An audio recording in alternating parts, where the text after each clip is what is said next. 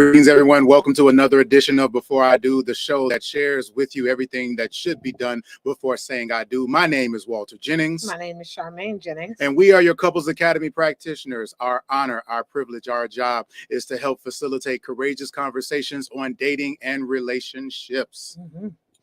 And this show is meant to be interactive. So when we pose a question or guess what? Tonight is Q&A. Yep. So you get to pose your question. We're your experts. You get to ask us whatever you want and we will respond. And so that's the way this show goes tonight. So it is literally speak now forever or forever hold your peace. So please speak now. Like now. So go and find the chat area and post a question. We would love to answer your questions. We would love to connect with you, engage with you, and really hear what's on your heart, what's going on in your relationship and with yourself or your relationship with a romantic partner. And let us know how we can support. Every last Wednesday here and Before I Do is Speak Now Q&A night. So be sure to put your questions in the comment section and we look forward to addressing them. And one of the things that Charmaine loves to say is that even if you are not in an intimate relationship with someone else, you are always in a relationship with yourself. That's right. And so the question then becomes, what are you doing to love on you? What are you doing to take care of you? What are you doing for self-care? I have to say it. Hold on. I have to interject and say it. What have you done for you lately? Yes. So what are you doing for you? And I have to admit that this past weekend, I actually did do something for me. Okay. Yes, well, I am a part. Absolutely. What so did you do for I am a part of the FOUNDRY program in Couples Academy. It is a men's enrichment empowerment program. And this particular experience this past weekend was a gathering of men from all over the world. There were men there from all over the United States, men there from the UK, and we came together. It was not a retreat. It was not a conference. It literally was an experience. Wait a minute. Hold on. I'm telling you, it was absolutely amazing. I can believe this. Yep. And I'm going to say that because, there's research after research after research that says that men, y'all don't go to counseling, y'all don't get together and do things like that, unless y'all are forced to do it. And so talk to us about what this experience was like. Sure. So first of all, what I will say to you is that the 50 men that attended this past weekend would vehemently disagree. So the FOUNDRY experience was a weekend. It was a weekend in Georgia where, again, many of us have only met one another and interacted with each other online for the past 8 to 10 months. And so some of us come from the FOUNDRY experience. Some of us were the original men of the Couples Academy. So some of Hassani and Danielle's, some of their first men as a part of the program. And then my brother Jeff Witt, his Society of Learned Men. So all of those groups confluenced together on this amazing experience. We actually did some combat training. Oh, okay. Yeah. I mean, it was called Kali, which was absolutely amazing. Shout out to my man Angola. Also had a speaker by the name of Sam from California, from the Warrior Project, which was amazing. We also had a doctor come in to talk to us about cardiovascular health. Hold on. Yes, indeed. Yep. I can't. Yep. So. Yes, that's right. Y'all actually had conversations. Yep. About your health. About health and wellness. About health and wellness. About keeping yourself right so you can live. That's right. You can live up to your 80s and 90s and that's right. Still have everything functioning and working and That's right. That's good. All right. So ladies, let's not, stereotype and definitely assume that again, men, you want to get yourself connected again with programs like this that are really pushing you to be and to have a better relationship with yourself. So very powerful. Yes. I'm super excited about that. And I will admit, I'm reaping the benefits. My husband came home super excited, just invigorated. Ring the bell for that. Okay. Ring the bell if you're reaping benefits. I did. Let them know.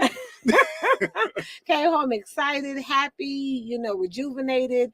And so it was just awesome to see you really enjoy yourself and to be around a bunch of like-minded men who are really about the business of just wealth. I mean, wealth and wellness. Yes. Those two things. So again, just as an encouragement, again, we're here to encourage you in your understanding intimate relationships with others. But again, that starts with you understanding that you are in a relationship with yourself and working on yourself. And so we encourage you to explore the Foundry program here at Couples Academy. Also, for those of you ladies who may be listening, Unearth is a great program as well that will help you to really encourage and to strengthen yourself. So absolutely. Yeah. So there are programs here at Couples Academy. So what are you waiting on? Call, like, share, subscribe, call your friend, because you know some of y'all won't sign up if you don't know nobody. So convince your girlfriend. It's 2023. Convince your guy friends. It's time. It's time to take care of our health and wellness. That is a part of your wealth. So I know I mentioned wealth and wellness, but it is wealth. So the health of your life, your body, your mind, your soul, your spirit, all of those things are going to greatly afford you a wealthy life. So absolutely. So once again, here on Before I Do, tonight is Speak Now Q&A night. Please be sure to put your questions or comments in the chat. We're going to take a really quick commercial break, and we'll be right back with your questions right here on Before I Do.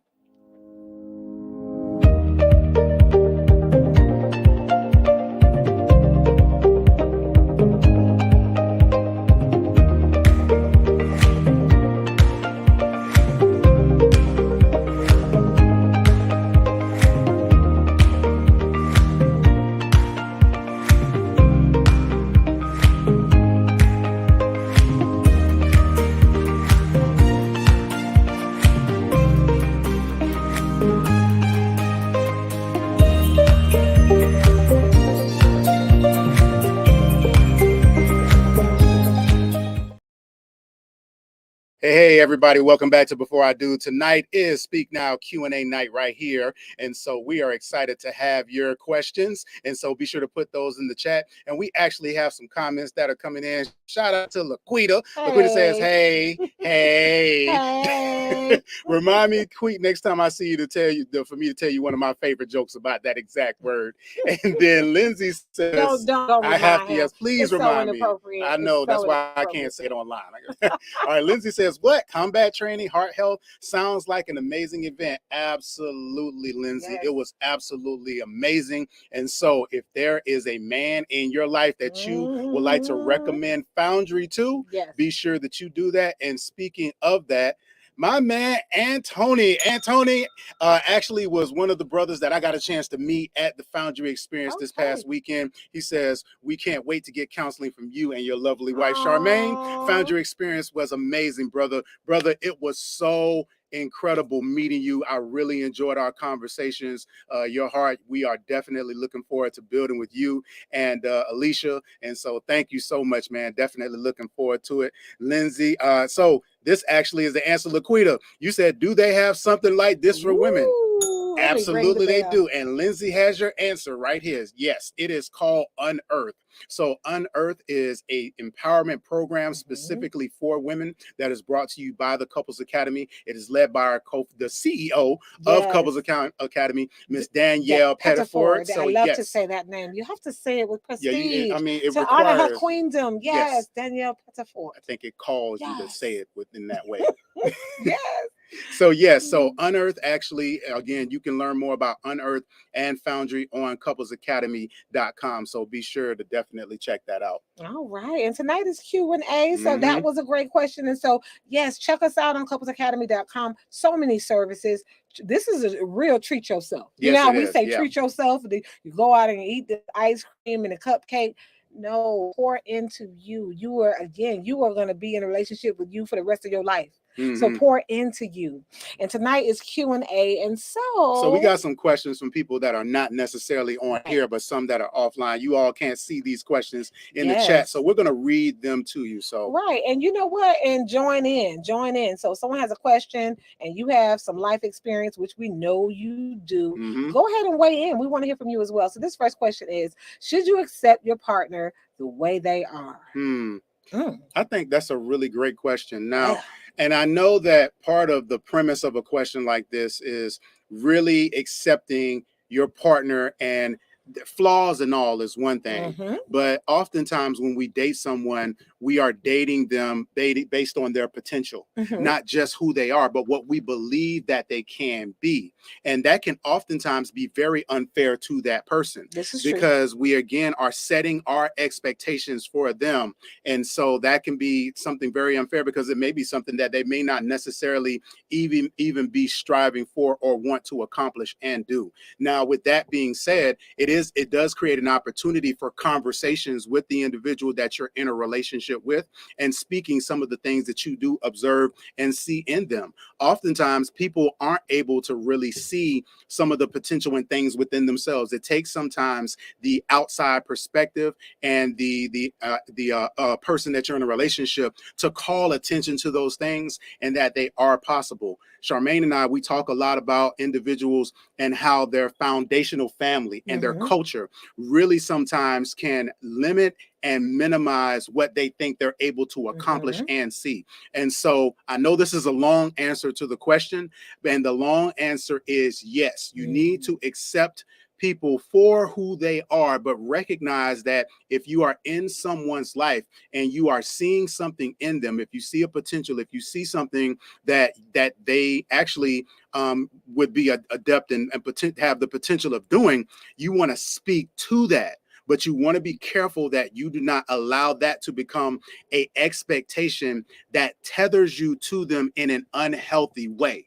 So you really have to be careful about how you navigate being with someone just based on their potential. Yeah, that whole potential thing can be a very challenging area. And in our sessions, one thing that we love to do with couples is, one, it's important to make sure that both individuals, like Walter said, you come into the relationship, you need to have a strong relationship with self. And most couples don't. Most couples, sometimes they're relying on this myth of this person is going to complete me. This person is going to be the 50% of me that I don't have right now. And all of those things are definitely kind of false narratives. You want to be the best version of yourself. And so while, yes, I accept Walter as he is when he came to the relationship, there was a level of acceptance he had for me. But the question becomes is, does accepting you the way you are mean that you get to stop right there? Like, did he have permission to stop way back when I met you in 1997? Ooh. It was 96. It was 1996. December of 1996. So did he get to just stop? Did you get to just stop putting in the work? Because, that's how you met me. And no, the bottom line is our fingerprint. Yes, you are uniquely designed. That is, there's a lot of things about your personality, your culture, your experiences that are ingrained, your DNA. There's a lot of things that make you you. And yes, your partner should accept that fingerprint. But your footprint, you got work to do. You got places to go. You got things to do to walk and operate in your purpose and your calling. And you have not reached the best version of yourself yet. And so while we accept people's fingerprint, what I'm going to challenge you to do, but their footprint, they got work to do. You have expectations and standards for their growth, because they have not yet reached the best version of themselves. Yeah, potential is nothing unless it is turned into production.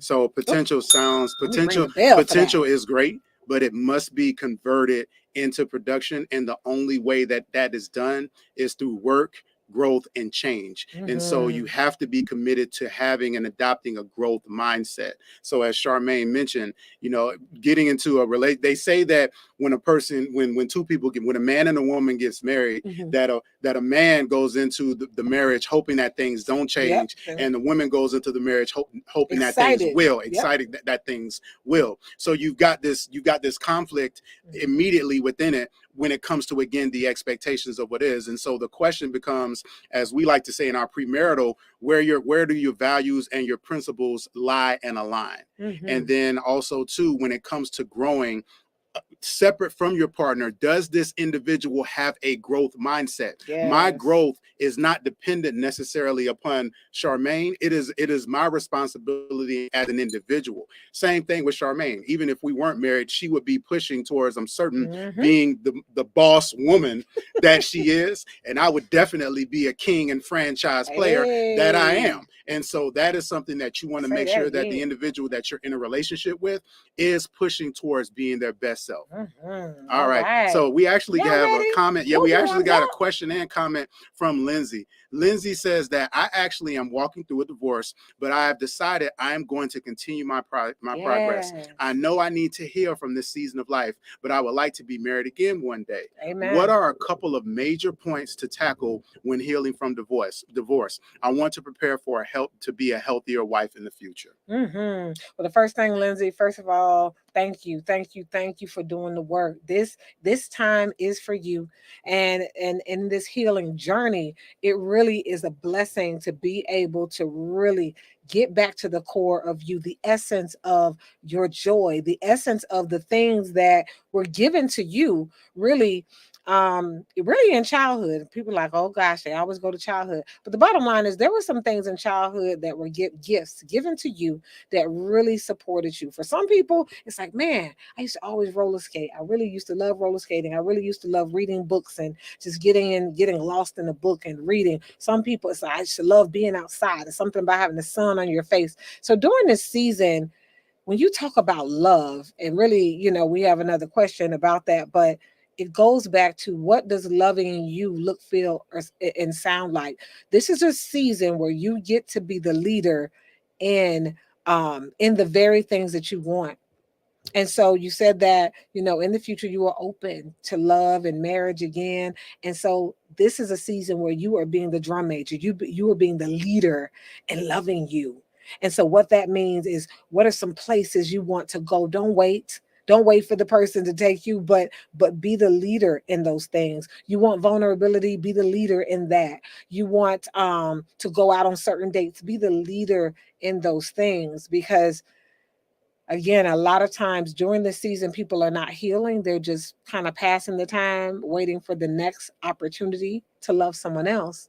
And while you are becoming a professional at loving someone else and catering to them, there can be an expectation for them to be ready and prepared to love you and cater to you. And we live in a society where often there are more individuals ready to take than individuals who are ready to give. And I don't want you running into the takers. I think the takers are outnumbering the givers in 2023. So I want you to be intentional and just love on you in this season. Be the leader in loving you right now. And really having a sense of safety and security and just spending time with yourself.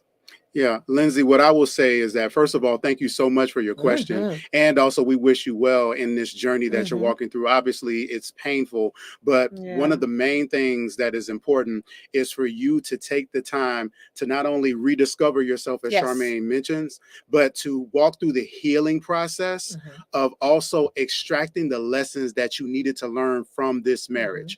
Everything that you need to take with you, sifting through some of the pain, being able to recognize what part of, I don't want to say blame, but I have to say blame, because when a marriage falls apart, it doesn't just fall on one person. There's ownership on both parts of that marriage dissipating the way that it does. So being able to figure out exactly what part and role you played in that, so that the lessons can be implemented as you move forward.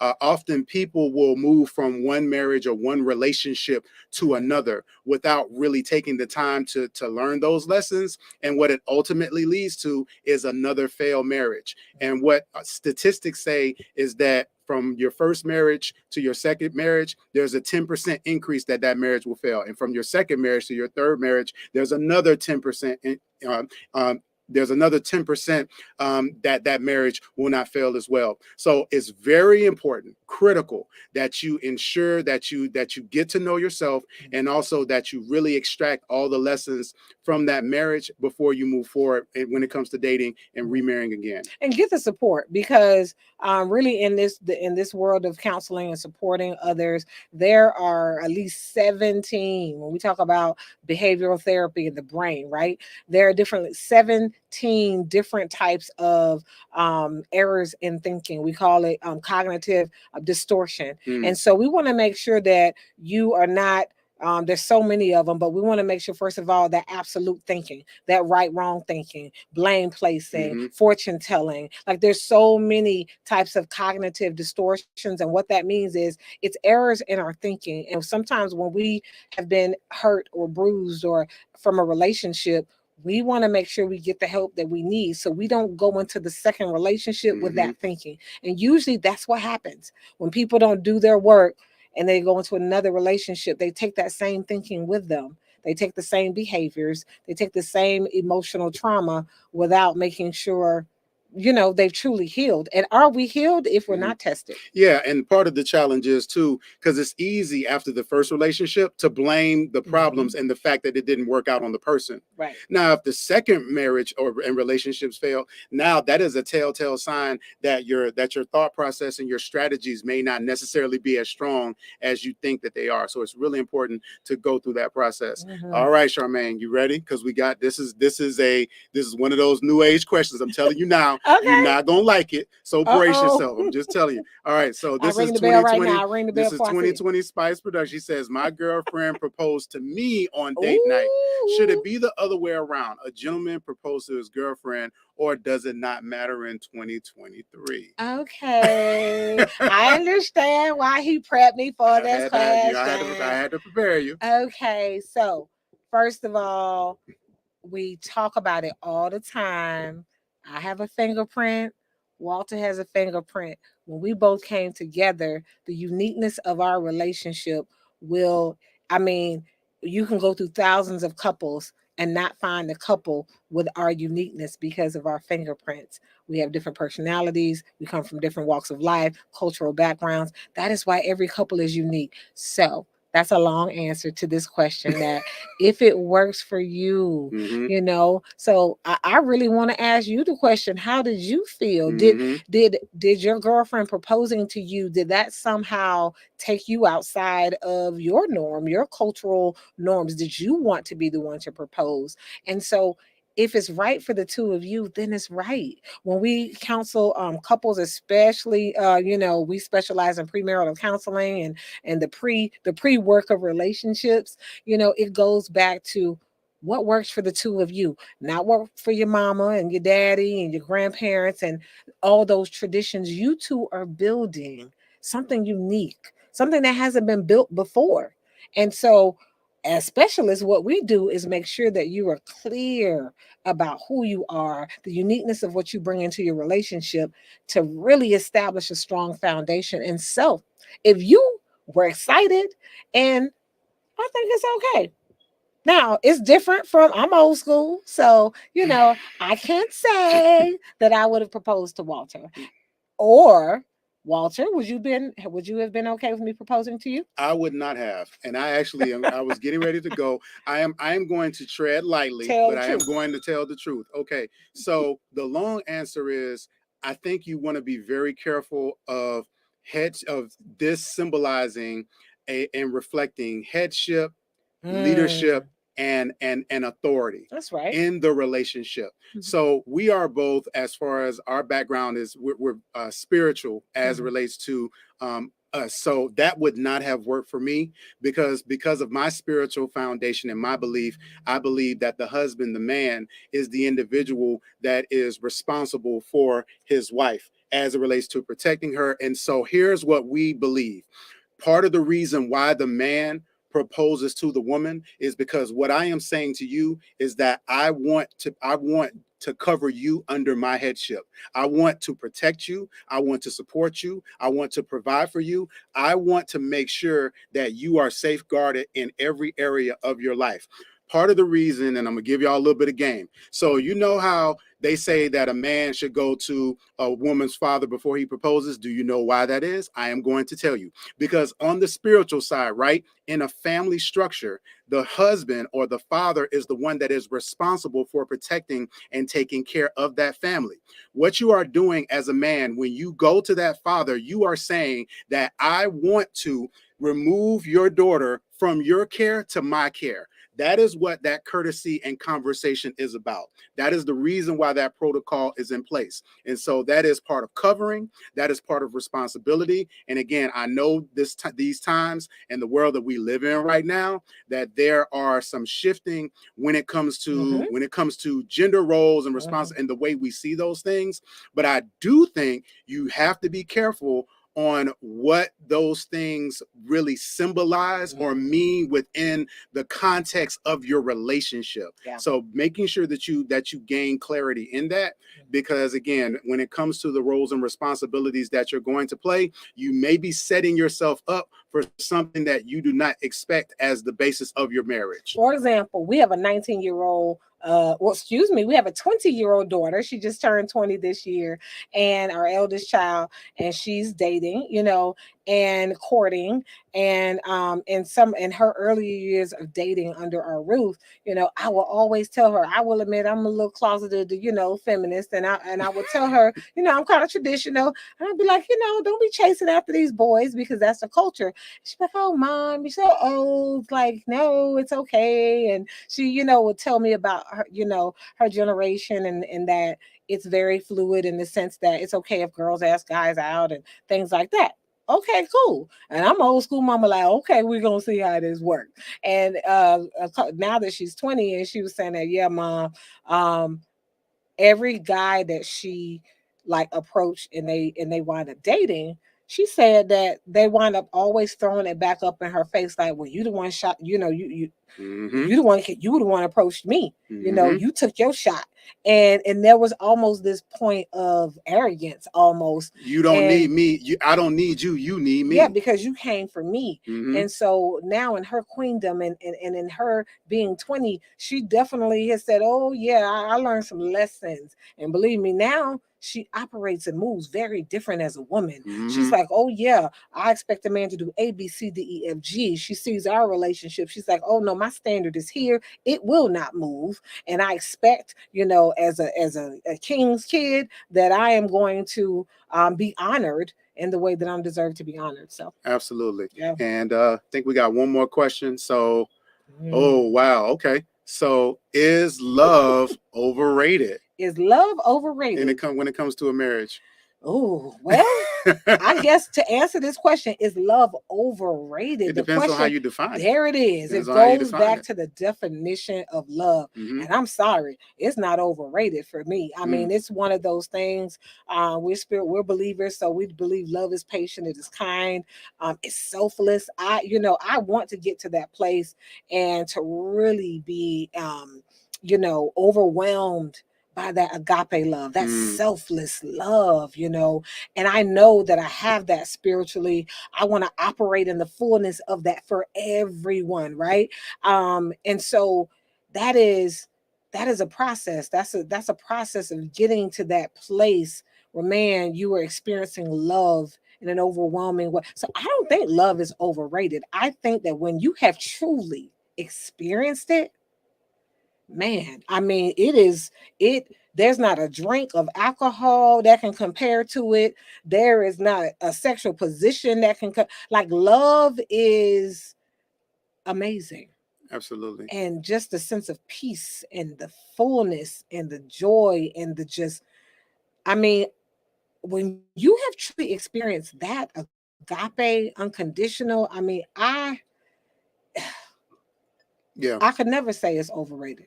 Well, you're getting into what I was going to say is that I think love can be overrated when your definition is skewed. When you don't have a definition that moves past the superficial. And part of the concern that we have in this day and age is now it's cool to be married again. You know, I'm gonna call some names that everybody knows. You know, you see Jay-Z and Beyonce, you see Cardi B and Offset. You know, it's cool to be married again. It's cool to be young, get married. But the question becomes, what is that love built upon? What is the foundation of your relationship and your marriage set upon? Is it based upon what you have? Is it based upon materialistic things? Is it based on fame? Is it based on finances?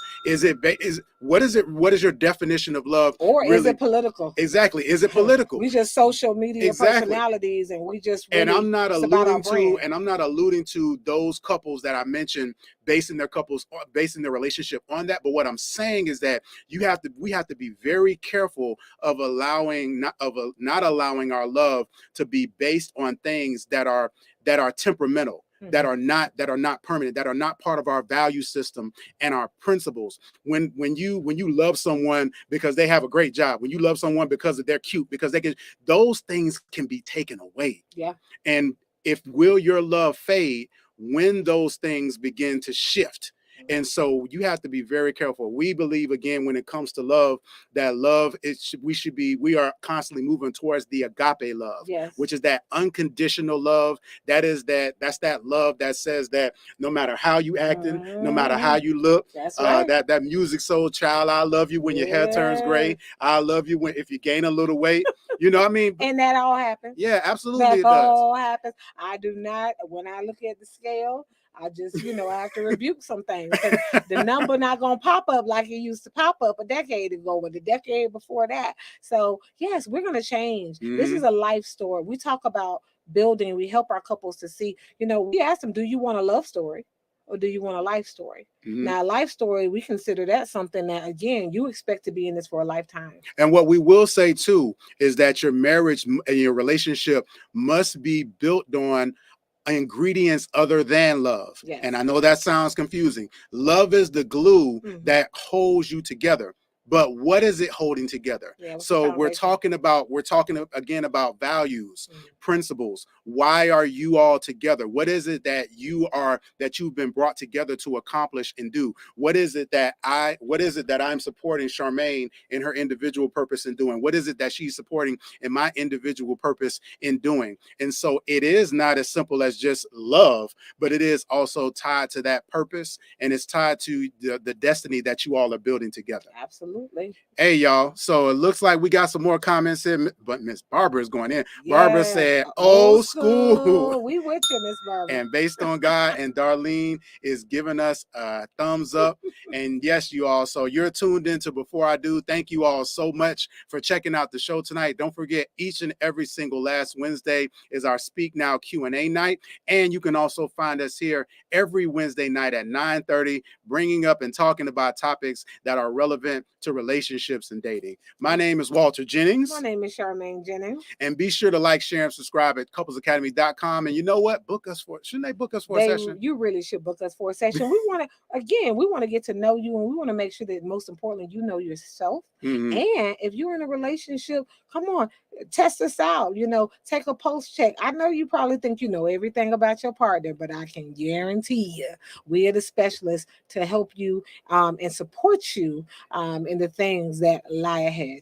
Absolutely. And Tony and Alicia, we look forward to seeing y'all soon. Everyone, thank y'all so much for tuning in to Before I Do. We'll see y'all next week. Good night, everyone. Good night. Welcome to the Couples Academy app. The Couples Academy app is your go-to hub for how to do marriage right. Get started with our app today by perusing our amazing features that conveniently allow you to connect. This app is packed with powerful content and resources to help you grow and stay connected. With this app, you can watch our messages, find marriage resources, watch, listen, and read the real-life stories of restored couples, sign up for events, read articles and blog posts, stay up to date with push notifications, share your favorite messages via Instagram, Facebook, Twitter, or email, and download messages for offline listening.